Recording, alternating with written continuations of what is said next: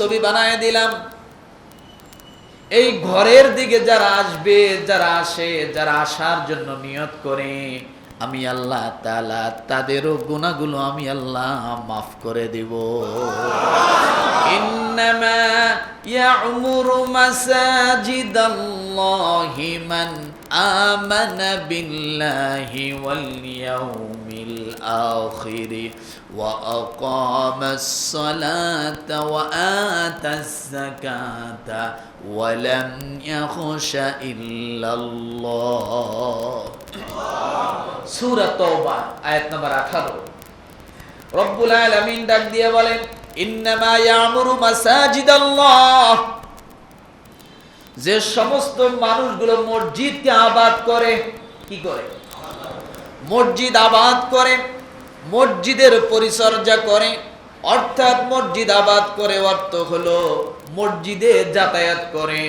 আপনি যদি বলেন হুজুর কেন তারা মসজিদে যাতায়াত করে, আল্লাহ বলেন আকামুস সালাত ওয়া আতাবুস যাকাত ওয়া লাম ইয়াখশা ইল্লাল্লাহ, তারা নামাজকে প্রতিষ্ঠিত করার জন্য মসজিদে যায়, যাকাতের ট্রেনিং দেয়।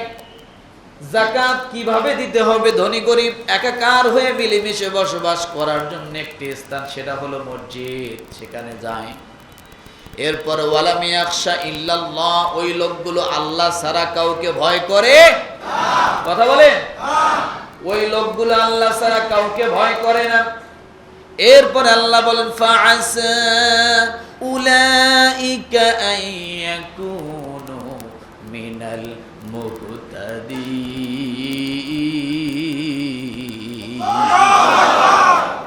আল্লাহ বলে যারা মসজিদে যায়, মসজিদের দিকে অগ্রসর হয়, আল্লাহ তাআলা বলেন ফাআসা উলাইকা, ওই লোকগুলা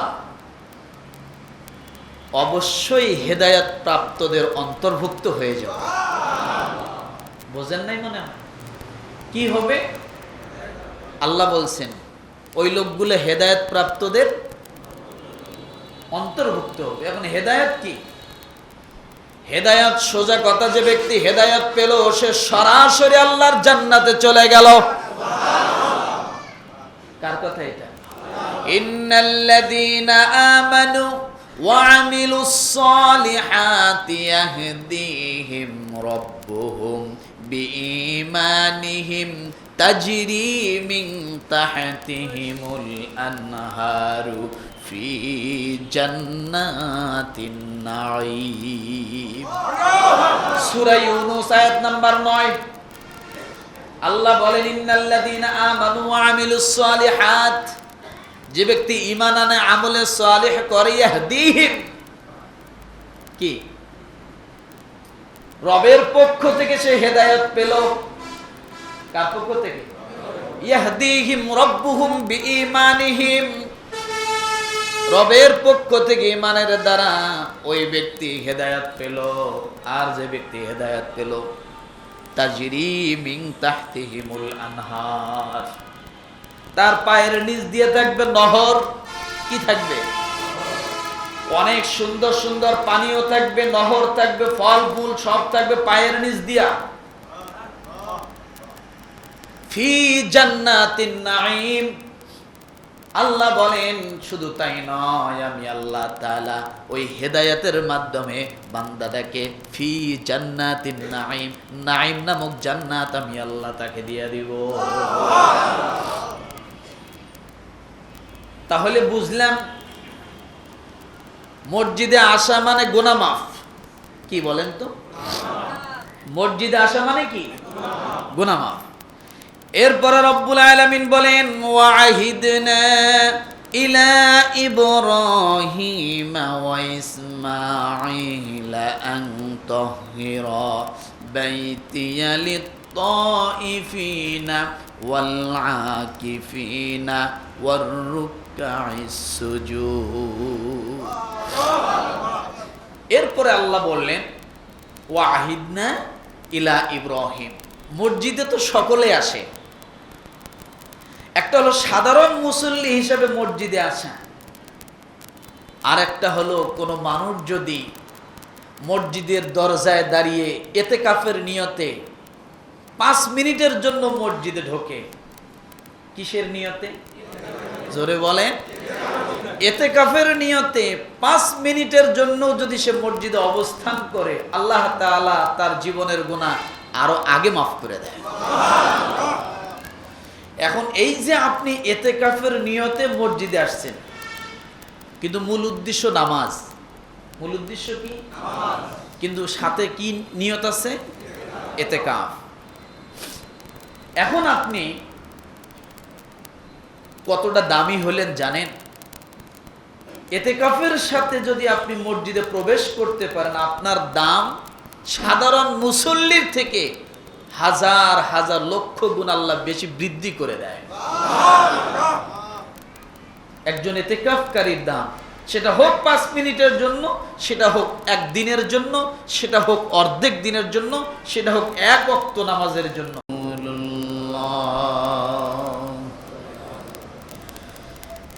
সকলে আওয়াজ দিয়ে বলি সাল্লাল্লাহু আলাইহি ওয়াসাল্লাম। সকল প্রশংসা কার জন্য? ভালো আছেন আপনারা? সকলে ভালো আছেন? আলহামদুলিল্লাহ। আজকে কততম সিয়াম যাচ্ছে? আজকে রোজা কততম রোজা? 16।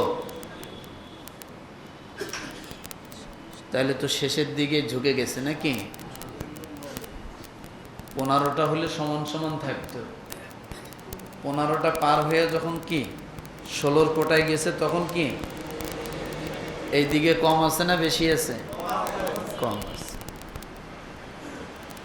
তো আলহামদুলিল্লাহ, রোজা আছেন তো নাকি? দুপুরবেলা ইফতারি করিয়া কখন?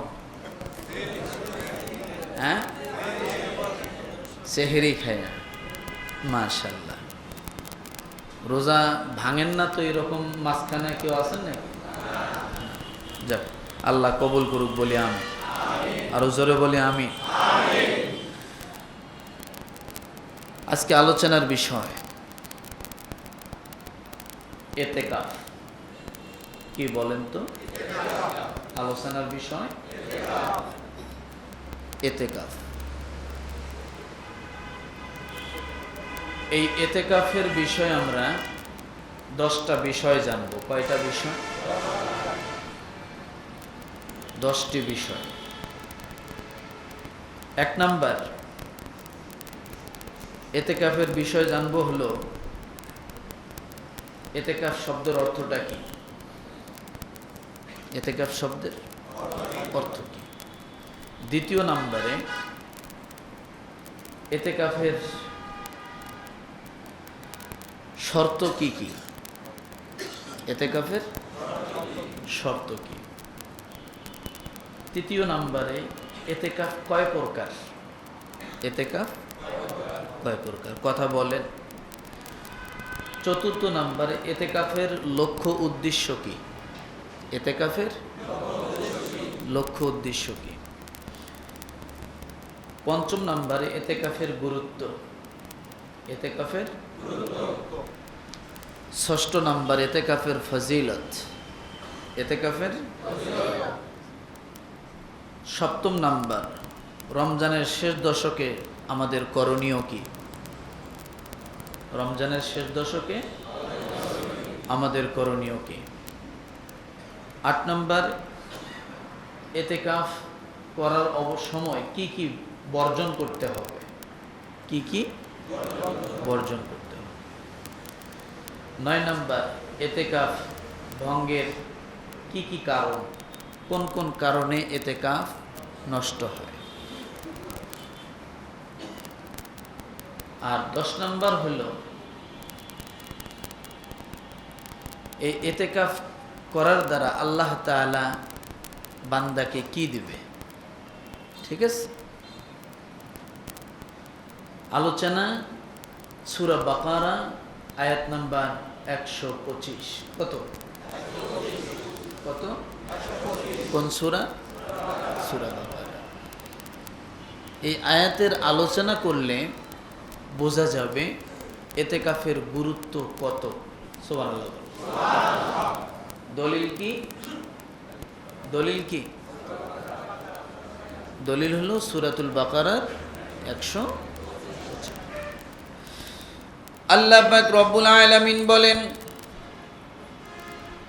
وَإِذْ جَعَلْنَا الْبَيْتَ مَثَابَةً لِلنَّاسِ وَأَمْنًا وَاتَّخِذُوا مِن مَّقَامِ إِبْرَاهِيمَ مُصَلًّى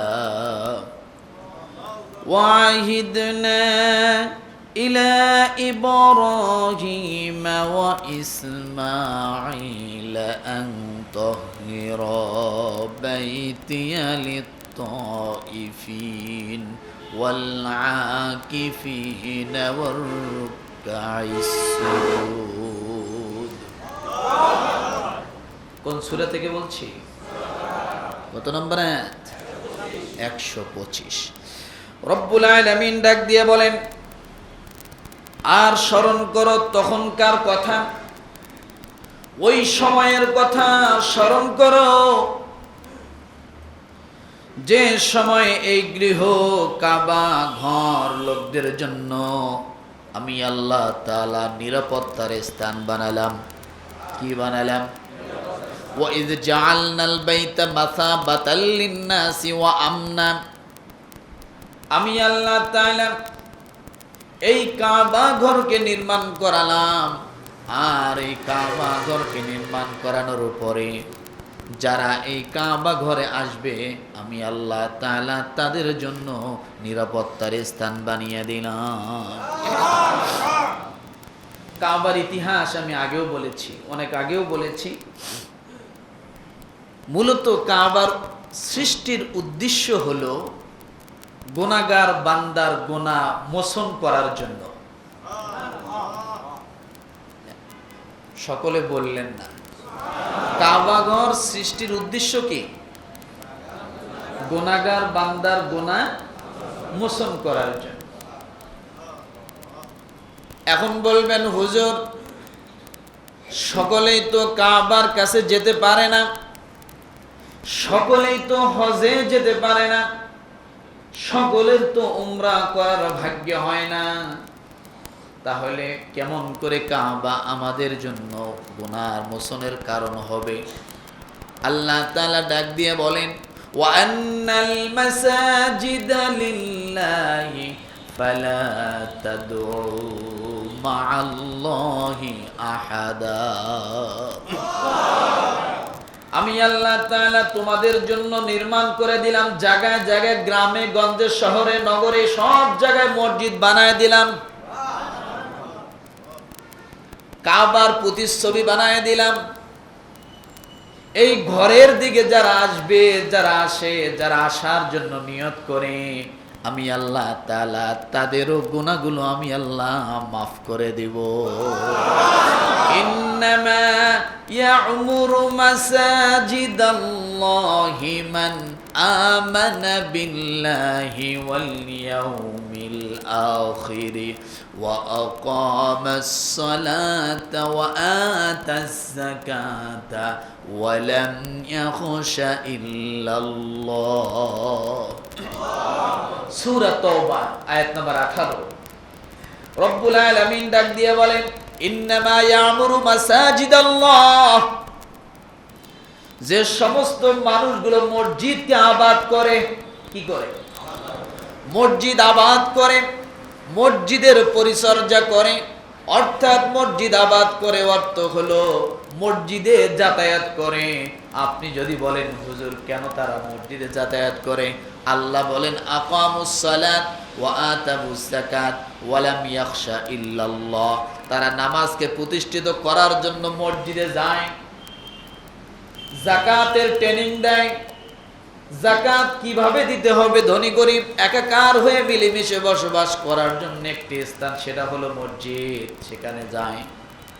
এরপর ওয়ালাম ইয়াখশা ইল্লাল্লাহ, ওই লোকগুলো আল্লাহ ছাড়া কাউকে ভয় করে কথা বলেন, ওই লোকগুলো আল্লাহ ছাড়া কাউকে ভয় করে না।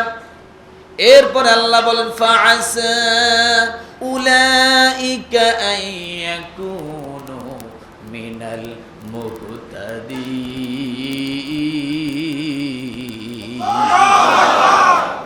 আল্লাহ বলে যারা মসজিদে যায়, মসজিদের দিকে অগ্রসর হয়, আল্লাহ তাআলা বলেন ফাআসা উলাইকা, ওই লোকগুলা অবশ্যই হেদায়েত প্রাপ্তদের অন্তর্ভুক্ত হয়ে যাবে। বোঝেন নাই মনে হয়? কি হবে? আল্লাহ বলছেন ওই লোকগুলো হেদায়েত প্রাপ্তদের অন্তর্ভুক্ত হবে। এখন হেদায়েত কি? হেদায়েত সোজা কথা, যে ব্যক্তি হেদায়েত পেল সে সরাসরি আল্লাহর জান্নাতে চলে গেল। কার কথা এটা?